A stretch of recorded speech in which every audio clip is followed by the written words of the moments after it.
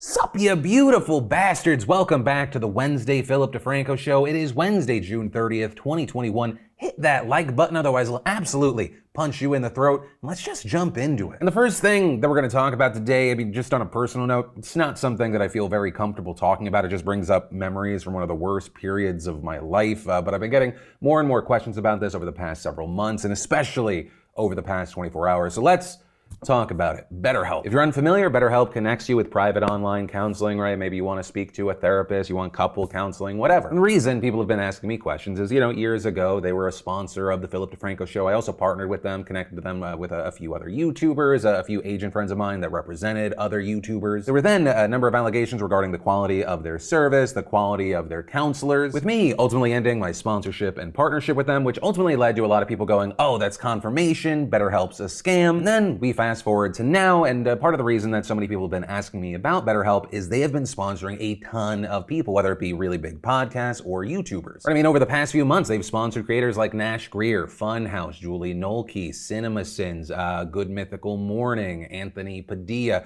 They've also sponsored one of the biggest podcasts in the world, The Daily. And now, most notably, in the past 24 hours, we saw Ariana Grande announcing that she was partnering with BetterHelp to give out $1 million in free therapy. That then today getting up to $2 million. This receiving almost universal praise, though it has also resulted in a number of people going, Phil, wasn't BetterHelp a scam? What's happening? My response to you is relatively close to the same thing I said when I ended my relationship with them. I mean, I did not find them in any way to be a scam. The only thing that I ever found that was 100% solid is they had really shitty terms of service. You look at the terms of service for almost any company and you're like, there's red flags, but BetterHelp did have really lazy legalese. Right? There was like a part that said they weren't responsible for the quality, education, or accreditation of counselors. And so all of a sudden there were these allegations that everyone on the site was a fraud. But also, with researching this today, for what it's worth, BetterHelp has since updated its terms of service, clarifying that counselors need to be accredited, trained, experienced, and have a certain education level and time spent in the field, depending on what country you're in. So no, to the people saying, oh my God, is Ariana Grande and all these people, are they promoting a scam? No, in no way do I believe that they're promoting a scam. That said, I don't believe that BetterHelp or telehealth in general is going to be perfect for everyone. And I think for this field that is booming right now, there are going to be a lot of bumps in the road, with one of those being slowly weeding out bad counselors, which I think is why it's such a big part of all these telehealth, or most of the telehealth services that make it so easy to switch counselors. But yeah, I ended my partnership and sponsorship with BetterHelp not because I was like, oh, it's a scam. I ended it for two main reasons. One, even though BetterHelp sent me this mountain of positive testimonials from people that signed up using my link, they used the service, they loved it, there were also a few people that had negative experiences with it. And so that bothered me, that I was getting paid for someone signing up to the service, which I saw as a win-win-win, and they didn't come out better for it. And even though that was an extreme minority reaction, it didn't sit right with me. And two, I just wanted the hate machine, the insane pile-on to stop. I had hundreds of thousands of people at the same time actively assuming the worst about me, and it was horrible. The pile-on I experienced at that time was like nothing I had ever experienced before. It was the darkest moment of my life. I've dealt with depression, which is also part of the reason why I promoted this service, my entire life, but it was one of the only times in my life where I thought about not just ending my time on YouTube, but ending life. So I just wanted the situation to end and go away, because I realized that no matter what I did, it was a losing situation, because even though I did things I went up there and I went through their office and I interviewed those people, there was going to be a big chunk of people that never believed what I said at that time, because I had made money through BetterHelp. Right? If I take myself out of that situation and I'm some other third-party news curator and commentator, I'd be like, well, why should we believe this person? Wouldn't you be just defending your own interests? And what's funny is I still actively use and pay for this service. It's just, anyway, I hate this, but also as someone that's been getting a lot of questions about it and uniquely positioned to talk about it, with me not being compensated for this in any fucking way, I figured I'd finally speak on it. And if this comes off as dismissive, I apologize. That's not what I'm going for as a professional communicator. I'm actually relatively shitty at communicating. For some people, they're gonna read this as soft. This brings me emotional pain. But yeah, how about this? If there's a final note with this story, I don't give a shit if it's with BetterHelp, Talkspace, and many of their other competitors. You're able to get a therapist in person and afford a therapist in person, whatever it is. I think 99% of people could benefit from therapy. There should be no stigma around it if you are seeking it or feel like you need it. You're not weak. You're human. Being a human being is like the best and worst fucking thing on the planet. This thing up here is a gift and a curse, which is why I'll often on this show commend people, especially people with audiences that open up about their own mental health struggles. Most recently, you have Annie Murphy, probably best known as Alexis on Schitt's Creek, though she's also making headlines for her performance on Kevin Can Fuck Himself. This because in a profile by the Zoe Report published yesterday, she said that during the farewell tour of Schitt's Creek in January of 2020, she could barely perform and would go home and cry. Also speaking about the pandemic, when lockdown started, saying that it really took a toll on her, explaining, my mom was like, you're crying 12 times a day, hysterically, to the point where your teeth are chattering. That's not normal. So with that, saying she saw a therapist, she got diagnosed with depression and continued, a lot of people are going to think that I sound like I'm playing a tiny violin for myself. Oh, you're rich and famous. Why the fuck are you sad? You have nothing to be sad about, but I'm not going to post photos of me covered in my own snot, lying on the floor, unable to get up. I don't want people to have to see that. And in addition to speaking about getting regular therapy, she also says she now takes antidepressants. Right? Notably, she's not the only one. Recently, you've had Ryan Reynolds, Naomi Osaka, Selena Gomez, and more sharing their experiences and their struggles. So yeah, main thing I'll leave you with, if Ryan Reynolds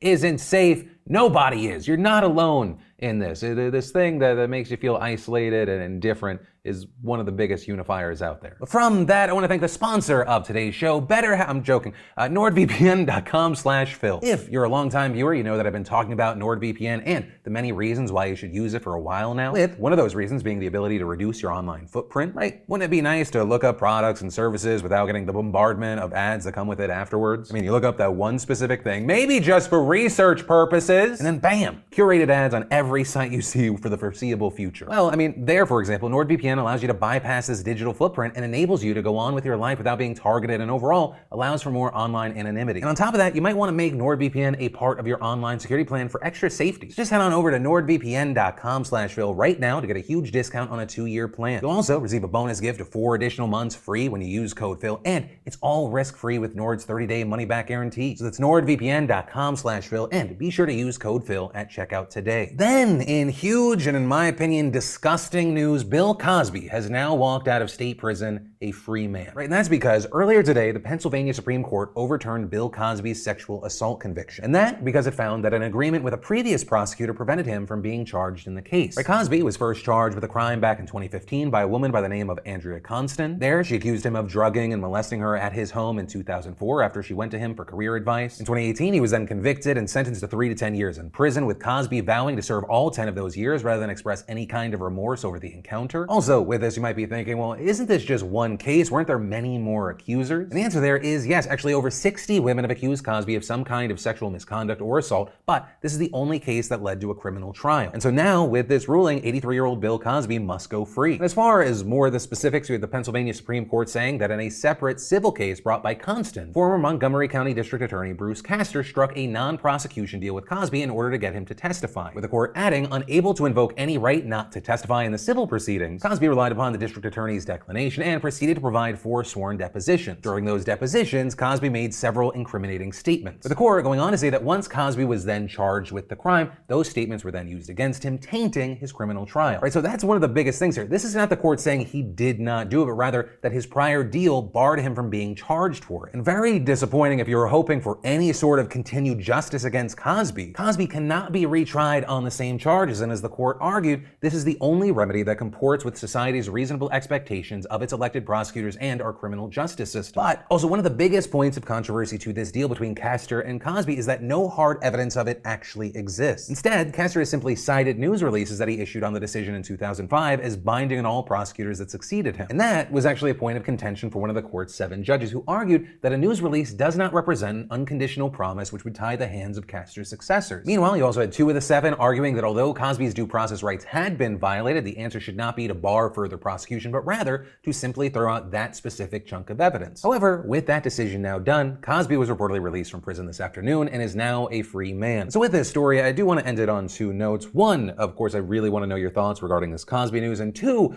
to Bill, and more likely to the people on Bill's team, since I know you won't see me on Twitter since you blocked me there. Yeah, you're still a scumbag. A scumbag that I pray will actually be held accountable for his actions. But hey, that's just me and my little old opinion, you scumbag. Then, in absolutely huge news that may affect your life or the life of at least someone you know here in the States, in a narrow 5-4 decision, the Supreme Court has ruled that the federal evictions ban will stay in place until it expires at the end of next month. With this move notably coming just a few days after the CDC announced that it was extending the moratorium initially set to expire today until July 31st. But also, and this is a key thing here, the CDC also emphasized in that it was intended to be the final extension of the freeze. Now, that said, as far as why this was in front of the Supreme Court, right, what was the lawsuit in question? The lawsuit was one that was filed by a group of landlords, real estate companies, and trade associations that argued that the ban was illegal under the public health law that the CDC had relied on to implement it. But the government said that the moratorium was in fact within the purview of the law because evicting people during a pandemic posed a serious threat to public health. And while the Supreme Court did not provide reasons for its ruling, which is actually normal for emergency applications like this, you did have Justice Brett Kavanaugh issuing a short concurring opinion, explaining that while he thought that the CDC exceeded its existing statutory authority, he voted not to end the program because it will already expire in a month, adding, those few weeks will allow for additional and more orderly distribution of the congressionally appropriated rental assistance funds. Right, remember, this decision comes at a time when around 7 million American households say that they are still behind on their rent, according to Census Bureau data. And granted, while some of those people do live in states like California, which extended its own statewide ban through September, the Bureau still estimates that 3.2 million people will face eviction in the next 2 months without aid. And meanwhile, more than $46 billion in rental assistance funds already approved by Congress has been delayed from reaching some of those same people. And so now the hope here is that people in those states without further protections will be able to obtain those funds before the federal freeze ends. But also, we do have to wait and see how much of that money will actually be allocated in the next month and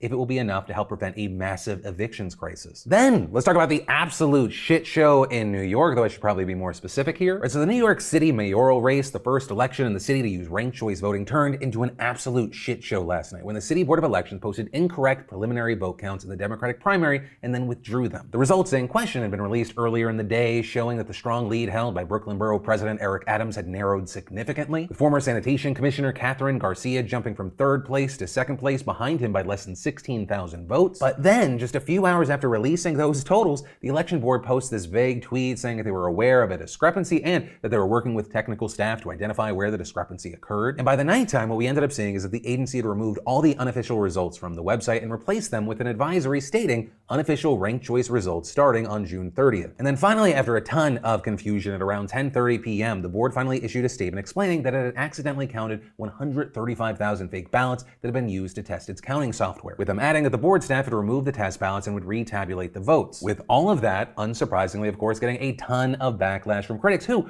argued that it showed that the board was not prepared to handle the ranked choice vote. Right, and for some context here, ranked choice voting is basically a series of elimination rounds based on how voters rank each candidate on their ballots. Under this system, voters can list as many as 5 candidates in the order of who they want to be elected the most. And so what happens is if no single candidate gets over 50% of the first choice votes in the first round, they go to the second round and so on until all the lower polling candidates are eliminated. And very key here, as those candidates are removed, their votes get reallocated to whichever candidate voters ranked next, with that process then continuing down the line until there is a winner. And kind of to make matters worse here, because there's already confusion, even once these latest votes are clarified, they will then likely be scrambled again because the board still has to count around 124,000 Democratic absentee ballots. Then, once those are counted, they have to be run through the same series of eliminated rounds, meaning that the final results are not actually expected until mid-July. And so now with all of this, right, you have many election officials worried that both the partial rollout of the results and now the discovery of this error is going to undermine the trust in the new ranked choice voting system and the city's election system at large. And so with this, you have the current mayor, Bill de Blasio, urging the state legislature to restructure the elections board so that members are not affiliated with political parties and